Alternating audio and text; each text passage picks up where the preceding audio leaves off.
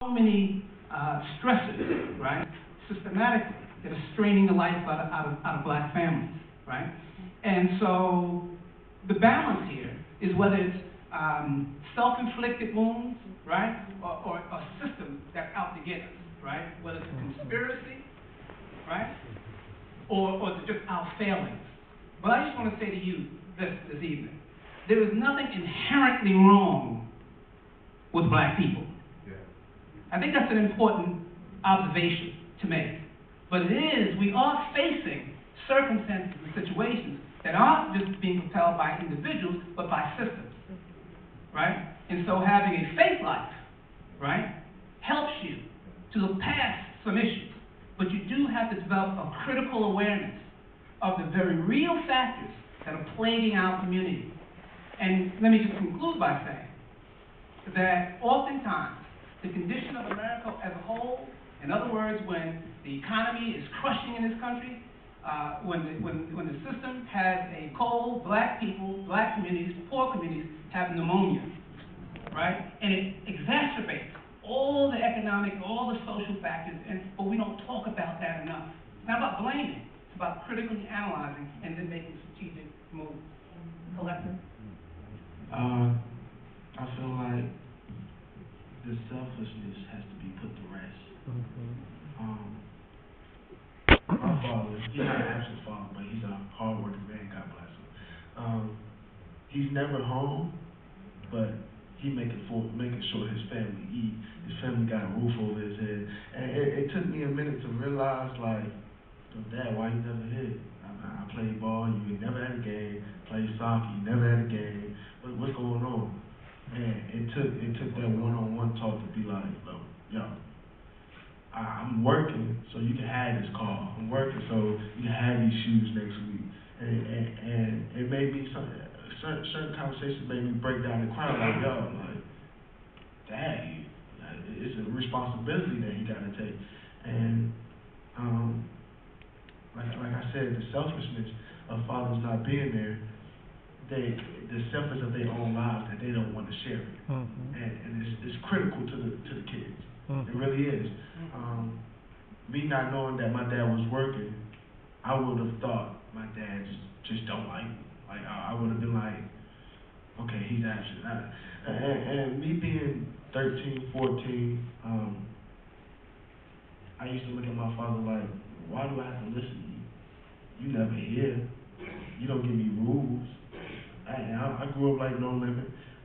While my father was going on, I grew up with 3 sisters in the house, a mother, so I learned from a group of females. And as a responsibility, I had to take care of my sisters. I had to take care of my mother, and besides my mother feed me if you wanted me to, or go cook for my sisters, because my mom said, a woman loves a guy that can cook. So,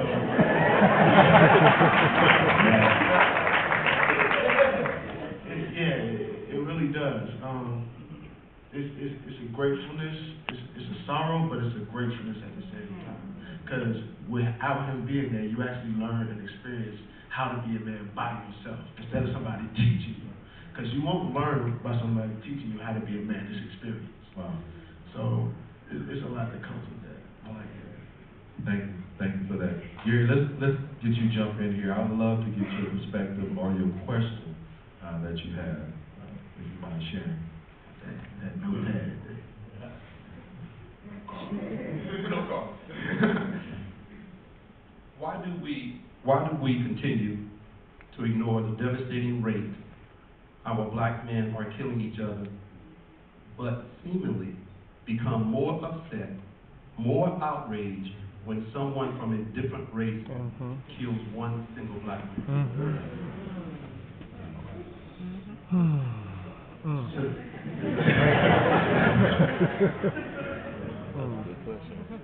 So we've been talking about years of systematic behavior. You know, my answer is pretty short and sweet. We don't love each other.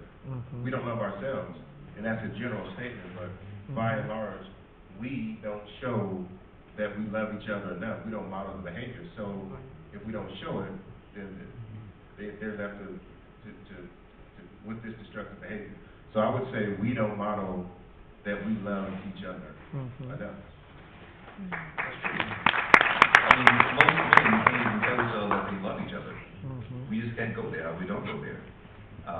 enough to tell a woman to another man. We just tend not to say that at all. Yeah. And it's that simple. And you talk to young boys, young men, and the idea that, they're actually going to care. Every time I've been robbed by a black person. Yeah. And yet, as Gary was saying, we kill more of each other than anybody else. And we sort of make it okay. I mean, it doesn't really matter that much. That one white dude come out there and kill 2 black folks, and God bless. I mean, he was a white cop too. Not that they have guns shooting at him. But we always make it okay.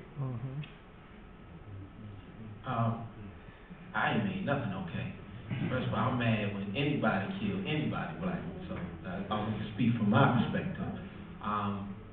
The other thing is, everybody kills everybody who lives next to them. Whites kill more whites than they kill anybody else. Blacks kill more. So crime's always kind of a geographical thing. We do crime that's close to us. We rarely go across town to a whole nother neighborhood, whole nother side of town. We go places we're familiar. We deal with people we're familiar with. So that's the good or the bad. There are thousands of organizations across this country that deal with black-on-black violence on a daily basis. That's what we become numb to, because they always out there, they always doing it, but the cameras, we respond, what looks like an outrage is people responding to what the media determines is an outrage. So when the media determines it's time to, you should be upset about this, or how they spin it, or how they tell it, we reactionary to that. But those who've been on that front line, those who've been fighting, even in this city, we don't jump up and become reactionary to those things. We keep on the grind and keep doing what we're doing now. But at the same time, I think when it's law enforcement, when you say the Malcolm X grassroots organization releases a report that every 28 hours somebody black in this country is killed by somebody in law enforcement, then that should be an outrage, because they're there to serve and protect. And 80% of these cases are unarmed black men. We should be outraged at that. But there are killings that go on where whites kill blacks that we have no idea. I have students come from New Orleans and tell them they still lynching people. It don't make the news. So we respond to what the news decides to heighten and get out there. But I wouldn't be disrespectful, not saying that you are, I would be disrespectful to say that we aren't reactionary to it when white folks kill black. Gary, I'd like to just get your opinion back on that answer, because you deal with this. It's something you've dealt with for years. So can you give some, context on that? Well, yes, Ken. Because we look at the Trayvon Martin case, and we came out in numbers, in droves. And, when I speak about Trayvon, I tell them, we all know who killed Trayvon, but what killed Trayvon. Curiosity, suspicion, and fear. Because, yes, that's what the media has portrayed. Are we trying to change that? No. If I say how many people scared of our pit bull, everybody would raise their hand. How many people were bit by a pit bull? We probably maybe have 2 or 3. But we look at it because this is what we have allowed society to produce. So then when we're producing the same thing where we cry and yell and march and go for Trayvon, but then the 1,018 who died 45 days after that, we never rode the bus. We went to Jenna 6.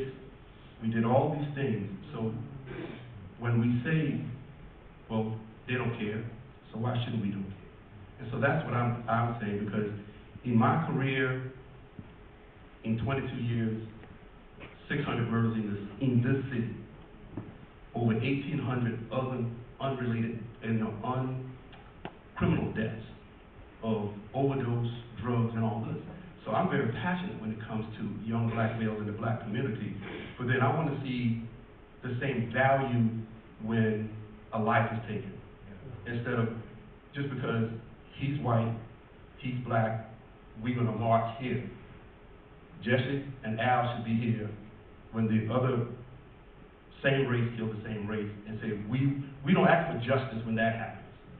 And so then when when the wool is pulled over our eyes, like in Trayvon, they say, how did that happen? Well, we weren't involved because all we wanted was an arrest. We didn't want to go the full Monty and find out what happened. So when I say, you know, why do we seem, the question was, but we seemingly become more upset and outraged. Why do we seem more upset and outraged at that particular time and not all the time? Yesterday, the Charlotte Observer came to Smith, and I was interviewed in comparison and contrast in the 1940s and the 21st century and African Americans, men and women. One of the questions the reporter asked me was, what is one of the most devastating things in the 21st century that has happened to African American people? And my response was the disunity of African Americans, and I'll tell you why. In the 1950s, we as a culture were so unified because everybody hated us but us. There was no choice but to be unified, and in the 21st century, it's not really much of a difference. The only time we tend to band together is when somebody does something against us. I think the reason why we don't tend to get outraged when we do something to each other is because holistically we're so focused on trying to run away from the stereotype of being an angry black person that we don't even want to be involved when something is involving us actually doing something to one another. May I say something? Remember Toni Morrison's Playing in the Dark, and you look at the cola. There's a border of politeness that surrounds us. We are constantly, no matter how bad a person might be, we're constantly taking care of that person, making sure they don't really get in trouble, even though we know they are trouble. We protect them, and we do that every day. That's what domestic violence is all about. We protect that person day in, day out because of that border of politeness. I just wanted to add, I think our reaction when it's someone else, other folks historically and even recently don't go to jail and get prison sentence for killing us. So the outrage is to make sure justice is done. Black boys go to jail for killing black boys. So we don't have to be outraged, justice was done. So when we holler justice, it's because other people are not arrested and convicted for killing us. I think also, like, what makes it difficult is this whole idea of, like, what do you do when a family member kills another family member? Like, in those situations, it's like, the person that died, yeah, I know he in my neighborhood. The person that killed him is my cousin. That's my, like, so whose side am I? Like, it's wrong. That's family, like, and a lot of those situations, I don't even try to rob the family. So, he wrong, but that's my blood. So what do you do? Like, how do you find a balance of, like, that really sucks that you killed that dude. Like, You can't do that anymore. right. Like, stop killing him. Cut it out. Like, I don't need to kill nobody. Like, how do you find the balance where it's like we're all in this community and we're supposed to be here for each other, but you're killing our people. Like, you're killing people. So it's kind of hard to stand and ride for it. But when somebody else, it's like I can talk about my mom, but like when you come in and start talking, like, we got problems. So it's like, you're outside of the community, so it's a lot easier to start hating you for doing this to me. But when I do it to you, it's a little more tough. My question is, perhaps consistent with where we're going. Why are black men so angry? I felt like he's looking at me. I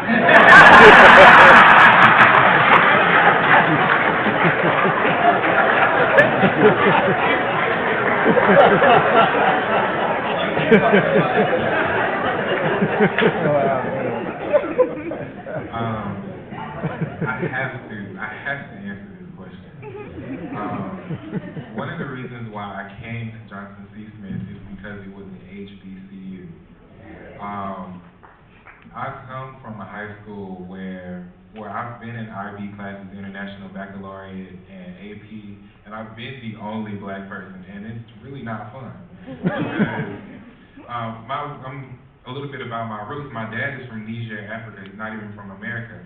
And it's really awkward being the only black person in the room. And you're not even African American, number one. And you get asked a question like that, and you are the authority figure. Why are black men so angry? Well, I'm angry because you just asked me.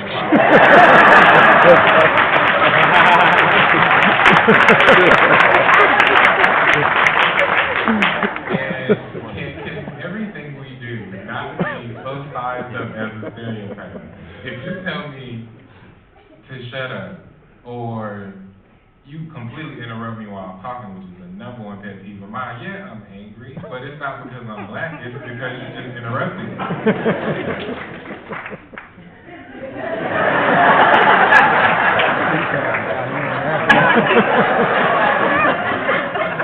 I like that answer. Me being a young black male, I've had my aggressive moments where it's like I just want to do something or hit something, but I mean, it's a characteristic that's instilled into you, and I feel like that is a benefit,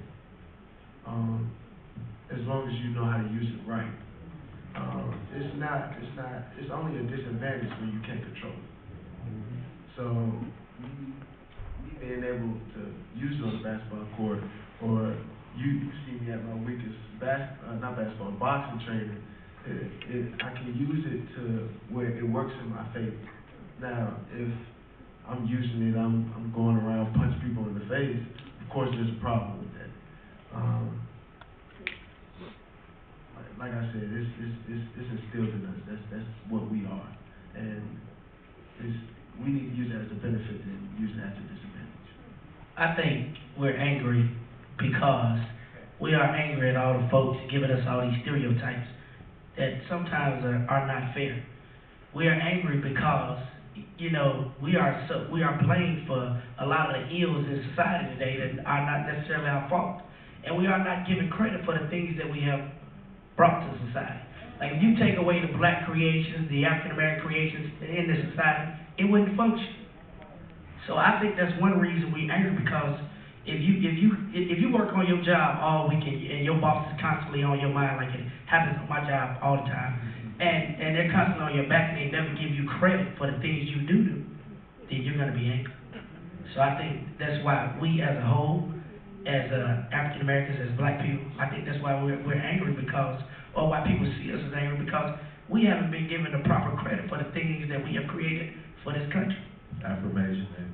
So just to affirm, we have about 5 more minutes. So I want you guys to make sure you get your questions on pad, on the note card, and if it's a female out there who has a question, make sure you pass it to an African American man. We got 2 more questions. Yeah, pass it over. Don't be stingy.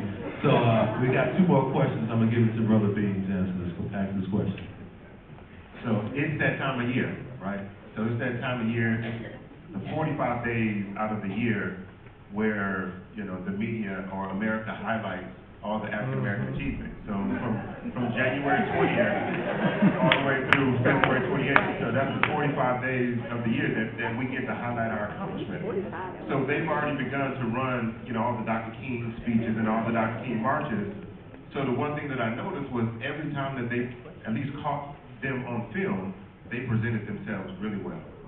So my question is really to the young guys, but to everybody, is why have we allowed the media today to dictate how we present ourselves?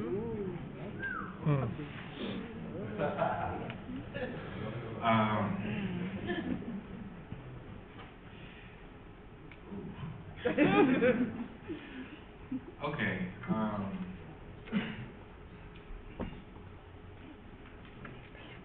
I have to answer you in the only way that I can. There's a TV sitting in my room. Thank you to my mom for buying that TV. I've never cut it on. The media, my mom dictates how I dress, all the way in Atlanta, Georgia. She told me when I was 6 years old, Cootie, to dress like who you want to be like. And almost every day of the week, I slacks, bow tie, button-up shirt, blazer, suit, every day. And that's not because of the media, that's because when I see somebody who I respect, when I see somebody who I aspire to be, they have on a suit. It's not because the media told me that I need to be a certain way. We had a conversation in the back because I said I wanted to grow dreads, and my entire family has told me no. But that's not because 2 Chainz has dreads or Future has dreads. I want to grow dreads because, first of all, it's my hair. The media has absolutely no bearing on how I dress. I dress like what I want to be like. I want to be somebody in an expensive suit. I want to be like somebody who looks like they have some money, who looks like they have something to say, even if they don't. I want you to look at me and be impressed. Right, so I would consider you the exception and not necessarily the norm. So, you know, I'm not a big video watcher, but if I turned on, you know, whatever the latest video channel is, you can pretty much predict what the next 6-month trend is gonna be based on what they have on their video. So, you know, kudos to you, you present yourself well, but I would say you're the exception and not necessarily the norm. I have to say this. You know what? Because I'm in college, I can say this because I'm not really the exception. I would much rather buy a $200 book than a $200 pair of Jordans any day. We didn't give it back. Well, let me just, go ahead. I don't go by the media. I've been in uniform since middle school. My mother was the one that says, you know what, you're not gonna watch videos. She blocks the channel. You're not watching videos. She actually ironed my shirt and pants today. she makes sure I don't look at media. Media is the weak-minded. It's for the weak-minded. Your eyes are the gates to your soul. So if you see it, you're gonna do it. That's how I see it. So if you're not watching, if you're not looking at it, of course I got friends that wear Jordans. I own Jordans, but it's not to the point where it's unnecessary or just ridiculous. You dress how you want to dress. You be who you want to be. Me wearing a suit doesn't mean I don't want to look like I have money. I want to make sure I have money. If I got on a suit, I want you to know I'm good. You know. So. Thank you. I just want to quickly say that the images in the media we don't control. That's part of the problem, right? So when we think about, you know, Black History Month, or even your morning news show, there are no African American anchors, you know, bringing a perspective, right, on how our lives are shaped and developed. And I know many of you love Scandal, you have your favorite shows, but when you assess the values that are being communicated, and she's quiet now. I get stuff. You know what I'm saying? And in fact, one of the brothers up here said to me, and he doesn't remember this, he said, are you scandalized? And that means, obviously, that you're a follower. But what I'm saying is that these are images that our young women and young men are digesting on a regular basis. Oftentimes, if we're not making you laugh, smile, dance, or feel comfortable, right? We're absent. And those voices that appear angry, they can short play. Now, Black History Month, you'll see a lot of images. 45 days. So get your feeling. TiVo them. So they'll be gone. Being successful is coming out your comfort zone. Being successful is coming out of your comfort